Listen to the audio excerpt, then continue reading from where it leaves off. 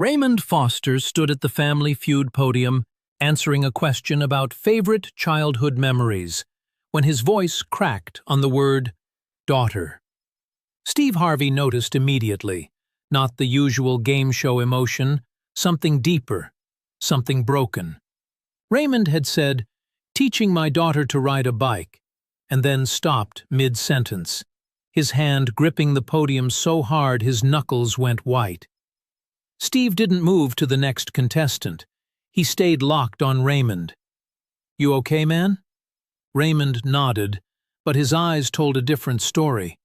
They were the eyes of someone who'd just remembered something they'd spent 22 years trying to forget. What Raymond didn't know, what nobody in that studio except 3 producers knew, was that his daughter Sarah was standing 40 feet away behind the stage curtain, watching her father on a monitor, crying so hard she couldn't breathe. Because Raymond Foster thought his daughter had forgotten him, thought she'd moved on, thought their last conversation 22 years ago, when she was 8 years old and screaming, "I hate you," through a prison phone, was the last conversation they'd ever have. He had no idea she'd spent 2 years planning this moment. And he had no idea that in 90 seconds, Steve Harvey was going to destroy him in the best possible way. It was April 6, 2024, at the Family Feud studios in Atlanta. A Saturday morning taping, the first show of the day. The Foster family faced the Martinez family in what the producers knew wasn't a standard episode. Raymond Foster, 52, worked as a maintenance supervisor at a hospital in Birmingham, Alabama. His sister Patricia, his cousin Jerome, his nephew Marcus, and his co-worker Dale made up the rest of the team. Raymond had been out of prison for 16 years, clean for 18, sober for 18, working the same job for 14 years, living in the same apartment for 12, going to the same NA meetings every Tuesday and Thursday for 18 years without missing once. Doing everything right, but doing it all alone. Because the one person he wanted to do it for, his daughter Sarah, had disappeared from his life when she was 8 years old. When he was sentenced to 15 years for armed robbery and possession. When she visited him once in county jail, picked up that prison phone and screamed, "I hate you, Daddy!" so loud the guards heard it 3 rooms away. Raymond had replayed that moment 8,030 times, once for every day he'd been sober.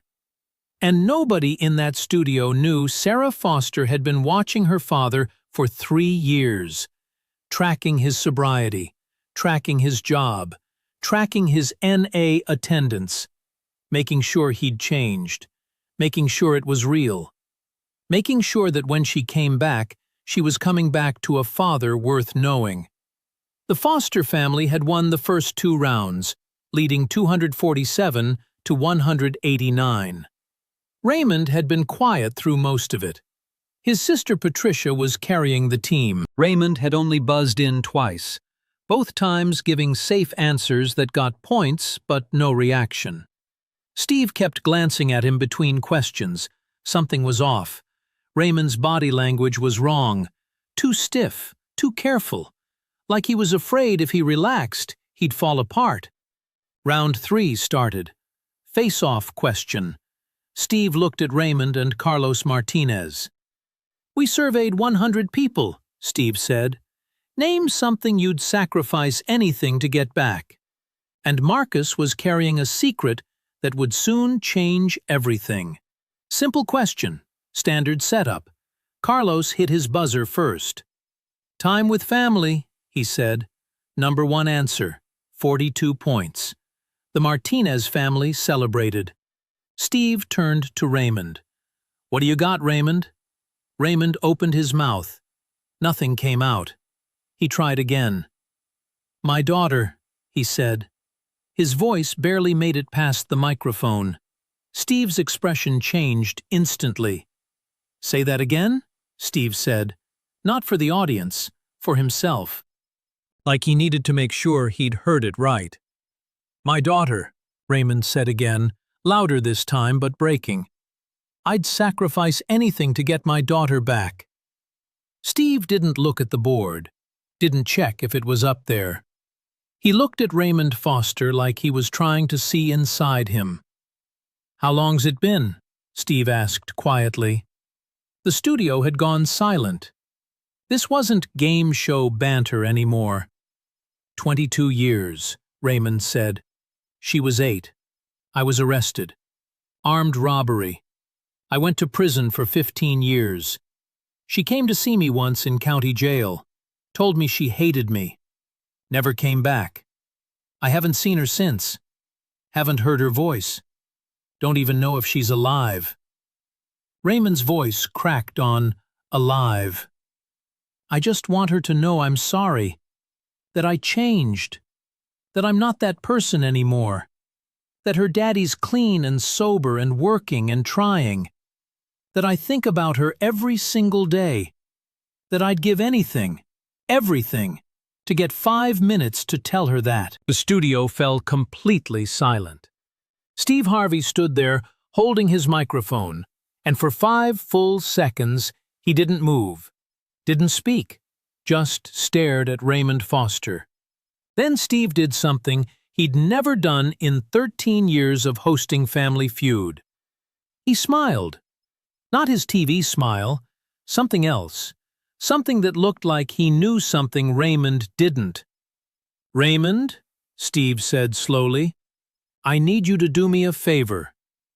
"Anything," Raymond said. "I need you to turn around," Steve said. "Right now. Turn around and look at that curtain behind you." Raymond turned. The curtain was closed. He stared at it, confused. "Steve, I don't understand." "Just watch," Steve said. And then Steve Harvey looked directly at the camera and said 5 words that would be replayed 280 million times. "Sarah, come see your daddy." The curtain opened, and Sarah Foster, 30 years old, stepped onto the Family Feud stage. Raymond didn't move, didn't breathe, didn't believe what he was seeing.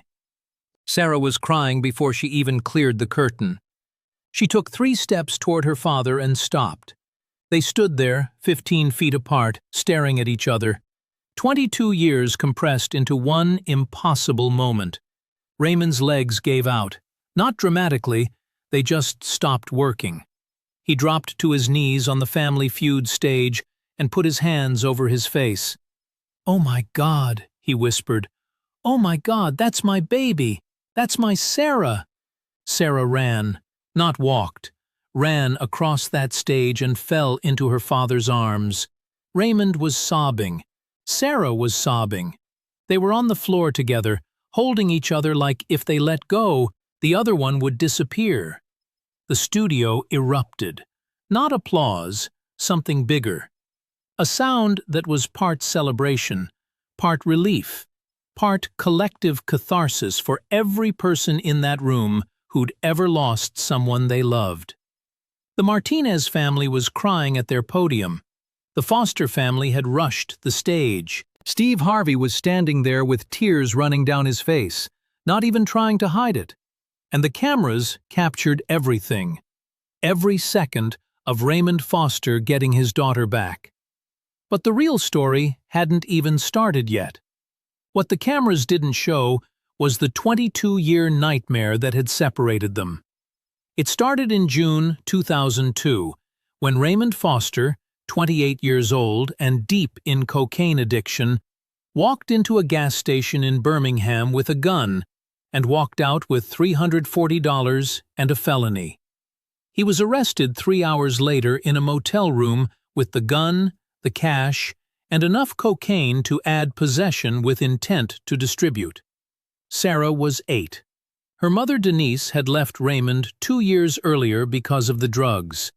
Sarah lived with Denise, but saw Raymond every other weekend, until the arrest. Until Raymond was in county jail waiting for trial.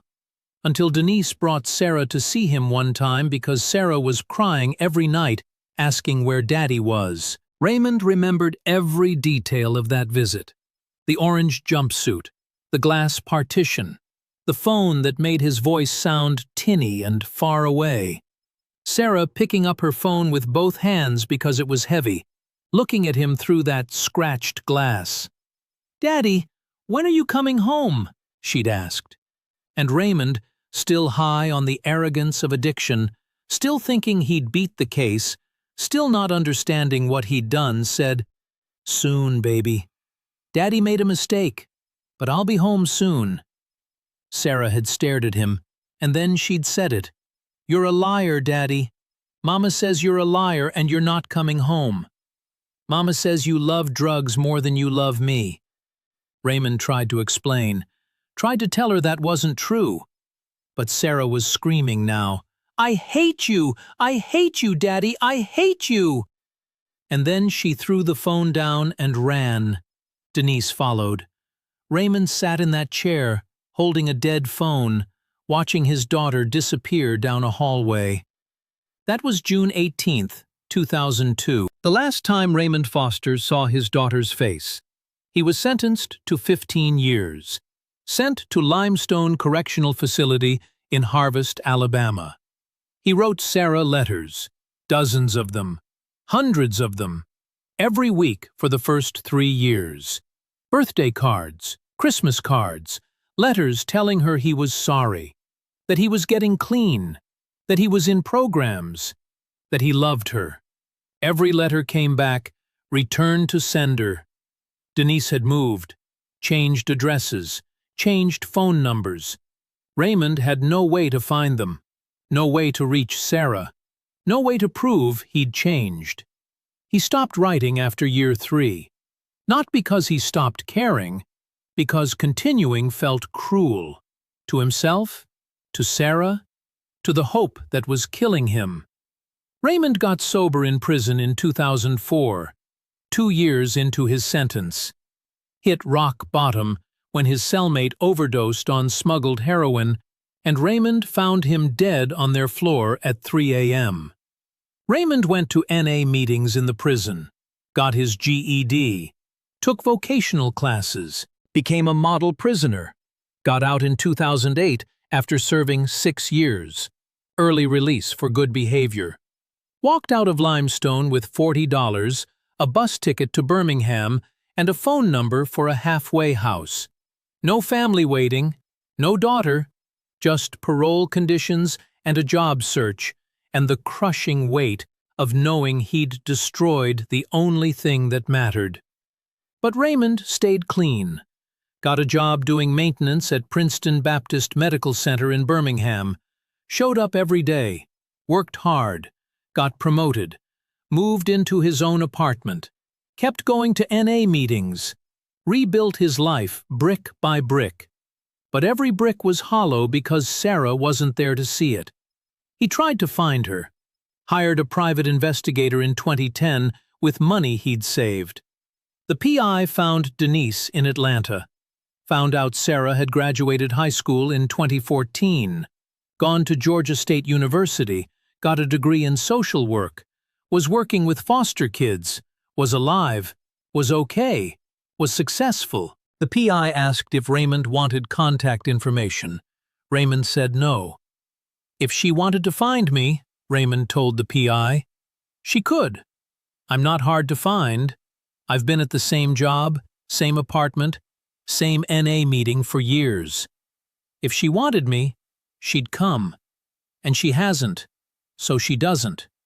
What Raymond didn't know was that Sarah had been looking for him since 2018. She was 24, 6 years out from that county jail visit, 16 years of carrying her father's abandonment and her own screamed words, "I hate you, Daddy," like stones in her chest. She'd gone to therapy, worked through the anger, worked through the trauma of having an addict father, worked through the guilt of being the daughter who said, "I hate you," and never took it back. Her therapist asked her one question that changed everything.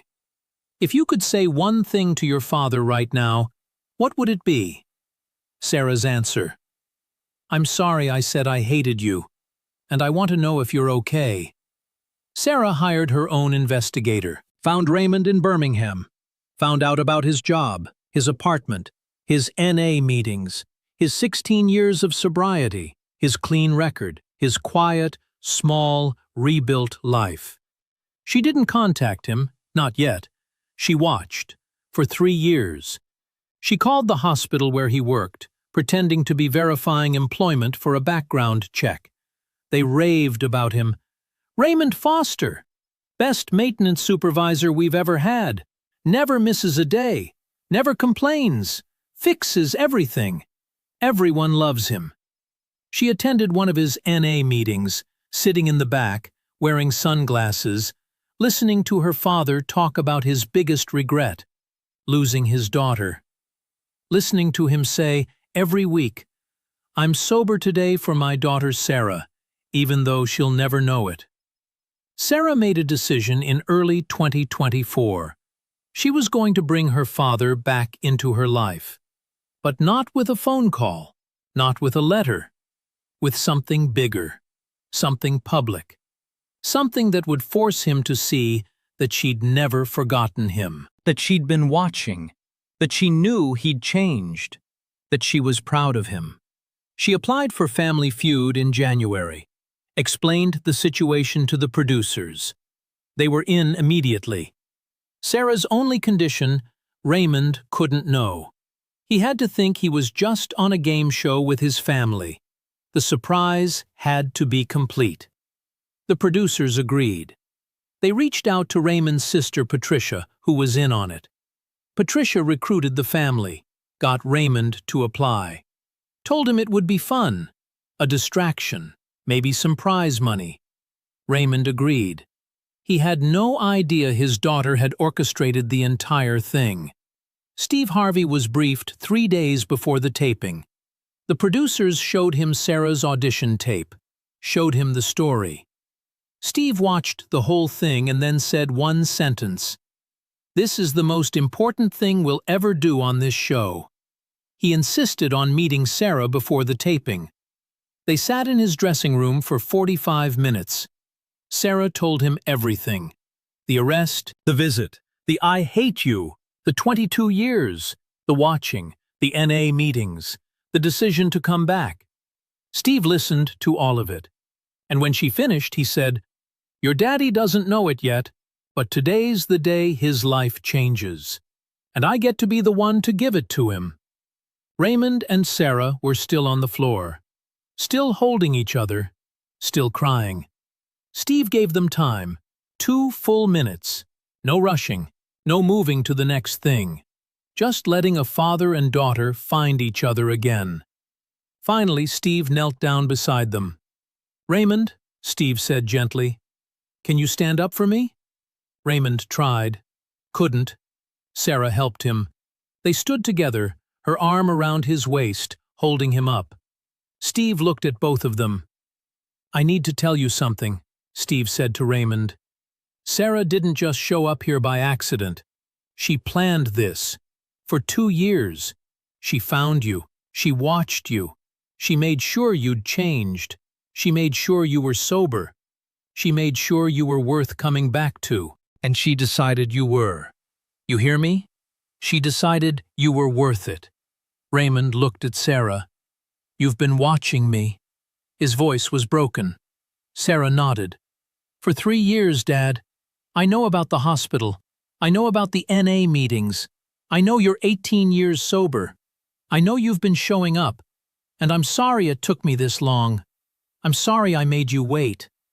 But I needed to know it was real. I needed to know you weren't the man who walked into that gas station. And you're not. You're not him anymore." She was crying so hard she could barely speak. "And I need you to know something. I never hated you. I was 8. I was scared. And I've regretted saying that every single day for 22 years. Raymond collapsed into her again. "I'm so sorry, baby. I'm so sorry I wasn't there. I'm so sorry I chose drugs. I'm so sorry I missed your life. I'm so sorry." "Stop," Sarah said. Stop apologizing. You've been apologizing for 22 years. I know. I read your letters. Raymond froze, pulled back. What? Mama kept them, Sarah said. Every single one you wrote. She never threw them away. She just couldn't give them to me when I was little. She thought it would hurt me more. But she kept them. And when I turned 18, she gave me a box. 347 letters, birthday cards, Christmas cards, Father's Day cards. I've read every one. I know what you said. I know you're sorry. I know you changed. And I'm here because I believe you. The studio fell completely silent. Steve Harvey, who'd been standing there watching, put his hand over his face. His shoulders were shaking. The crew was openly crying. The Martinez family had abandoned their podium and was standing at the edge of the stage, crying with everyone else. Patricia, Raymond's sister, was on her knees in the family section, hands over her mouth, sobbing. Because she'd been carrying Raymond's grief for 16 years, watching her brother work himself to exhaustion, watching him show up to every family event alone, watching him celebrate 1 year, 5 years, 10 years, 15 years sober, with nobody there who knew what it cost. And now Sarah was here, and Patricia's brother was whole again. But Steve wasn't done. He walked over to his podium, picked up his cards. "I'm going to tell you something," Steve said. His voice was shaking. "In 13 years of hosting this show, I have seen a lot. I've seen people win money, lose money, give hilarious answers, give terrible answers, but I have never seen anything like what I just saw. And I'm going to do something I've never done. Raymond, I don't care what your score is. I don't care if you win or lose this game. You're getting $20,000 because you did the hardest thing a human being can do. You changed. You got sober. You stayed sober for 18 years when the world told you that you weren't worth it. When your daughter wasn't there to see it. You did it anyway. And that's worth more than any game show." The audience exploded. Raymond was shaking his head. "Steve, I can't." "You can and you will," Steve said. "And I'm not done. Sarah, come here." Sarah walked over to Steve. He put his arm around her shoulder. "I want everyone in this studio and everyone watching at home to understand what this woman did. She didn't have to come back. Her father made choices that hurt her, traumatized her, abandoned her. She could have stayed gone. Nobody would have blamed her. But she didn't. She came back. And you know why?" Steve looked at Sarah. "Tell him why." Sarah looked at her father. "Because you're my dad," she said simply. "And I wanted to know you. The real you. Not the addict, not the prisoner. You.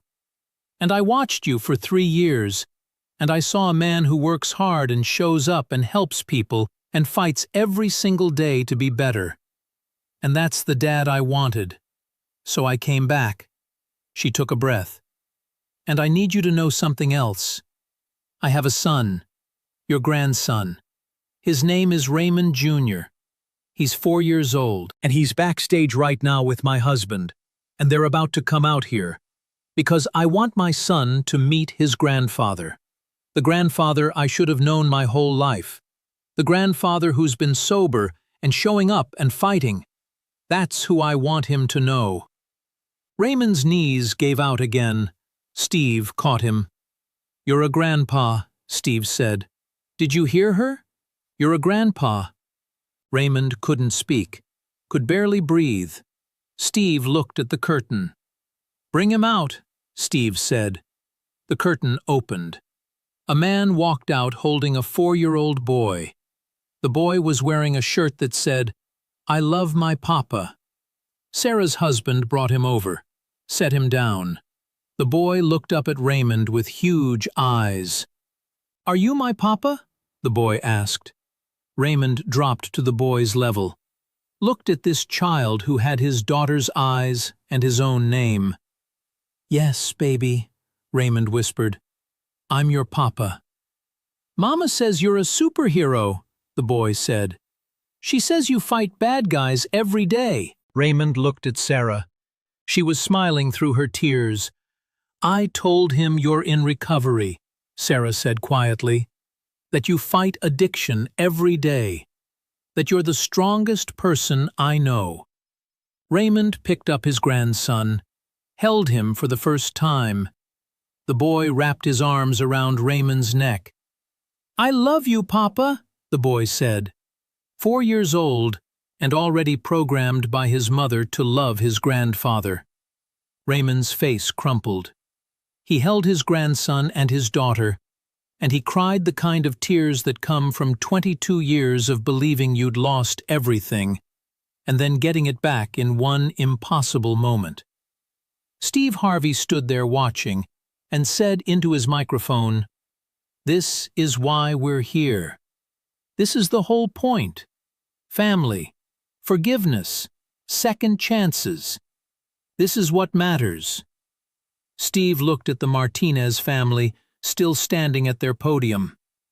"I know you folks were supposed to be competing," Steve said, "and I know this isn't what you signed up for. But I'm giving you $20,000 too, because you stood there for 20 minutes watching a family reunite, and you didn't complain once. You cried with us. You celebrated with us. And that's the kind of people you are. Both families win today, because today isn't about competition. It's about love winning." The episode aired on April 23, 2024, unedited. The full reunion, 28 minutes of a standard 30-minute episode dedicated to Raymond and Sarah's story. The network cleared it, gave Steve the time. Within 12 hours, the video had 214 million views across all platforms. By the end of the week, it was the most watched Family Feud episode in history. Number 22 years later became the #1 trending hashtag globally. Recovery organizations reported a 670% increase in calls to their hotlines that week. People in recovery watching the episode and deciding to reach out to family members they'd hurt. Family members of addicts watching and deciding to forgive. The episode became required viewing in NA programs across the country, a reminder that change is possible, that time doesn't heal wounds, action does, that the people we've hurt are allowed to come back when they're ready, and that 22 years of showing up in silence can be worth it when the silence finally breaks. Raymond Foster started crying in NA meetings, not sad crying, grateful crying. He'd stand up during sharing time and say, "I'm Raymond, I'm an addict, and I'm 18 years sober. And 2 weeks ago, I got my daughter back, and I met my grandson, and I learned that every meeting I showed up to when I thought nobody cared, she was watching. She was keeping track, and it mattered." Meetings started ending with a new phrase, "Someone's always watching. Make it worth watching." Sarah Foster started speaking at recovery events with her father-daughter panels about addiction, abandonment, and reconciliation. Their message was simple. Addicts can change. Families can heal. But it takes time. And it takes proof. And it takes both people deciding the relationship is worth fighting for. They spoke at 47 events in the first year, reached over 23,000 people. Their talks always ended the same way. Raymond would say, "I was sober for 18 years before my daughter came back, and every day I stayed sober, not knowing if she'd ever return. Because being sober wasn't about getting her back. It was about becoming someone worth coming back to." And Sarah would say, "And I watched for 3 years before I came back. Because forgiveness isn't automatic. It's earned. But when it's real, when the change is real, coming back is the easiest decision you'll ever make." Steve Harvey launched the Second Chances Foundation in June 2024. The foundation's mission? Supporting families separated by incarceration and addiction. Funding family therapy.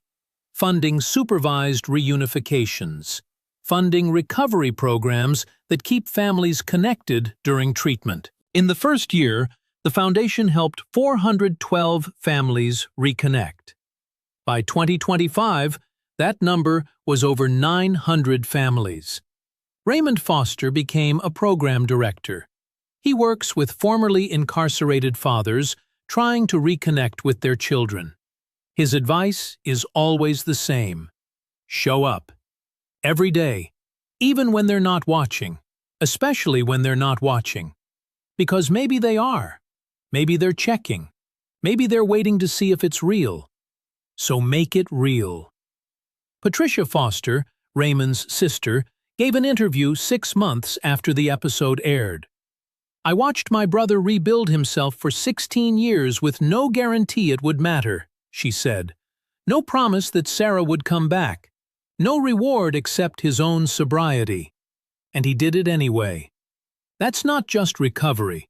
That's faith. Faith that doing the right thing matters even when nobody sees it. And then Sarah showed up. And I learned that somebody always sees. Maybe not today, maybe not for 22 years, but eventually, if you keep showing up, somebody sees. Denise, Sarah's mother and Raymond's ex-wife, appeared on Steve Harvey's daytime talk show in September 2024. She brought the box, the one with 347 letters. Steve asked her why she kept them. Because I knew 2 things, Denise said. I knew Raymond was sick when he robbed that gas station. Addiction is a sickness. And I knew he loved Sarah. Those 2 things were both true. So I kept the letters because I thought maybe someday, when Sarah was old enough to understand that both things could be true, she'd want to read them. And I was right. Steve asked her how she felt watching the reunion. Denise cried. I felt relief, she said, because I'd been carrying Sarah's anger and Raymond's absence for 22 years.